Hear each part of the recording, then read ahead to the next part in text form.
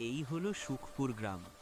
বাইরে থেকে খুব শান্ত আর সুন্দর মনে হয়, কিন্তু এই শান্ত গ্রামের ভেতরেই লুকিয়ে আছে অনেক না বলা কষ্টের গল্প।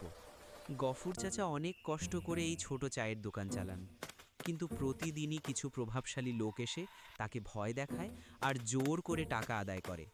এই কৃষক দিনরাত মাঠে খেটে ফসল ফলায়, কিন্তু ফসল ঘরে তোলার সময়ই শুরু হয় অন্যায়। পরিশ্রম করে একজন আর লাভ নিয়ে যায় আরেকজন। এই ছোট ছোট শিশুদের স্বপ্ন শুধু পড়াশোনা করা, কিন্তু পথে পথে তাদের থামিয়ে দেওয়া হয় কাজে লাগানোর জন্য।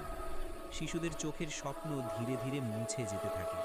গ্রামের মানুষ একসাথে বসে ঠিকই, কিন্তু ভয়ের কারণে কেউ কথা বলতে সাহস পায় না। অন্যায় দেখেও সবাই নীরব থাকে। হঠাৎ এক বৃদ্ধা সাহস করে দাঁড়িয়ে বলেন, আর কতদিন চুপ করে থাকব? এই কথাটাই বদলে দেয় সবার মনোবল। একজন নয়, সবাই একসাথে কথা বললে অন্যায় আর টিকতে পারে না। গ্রামে ফিরে আসে হাসি, শান্তি আর সাহস।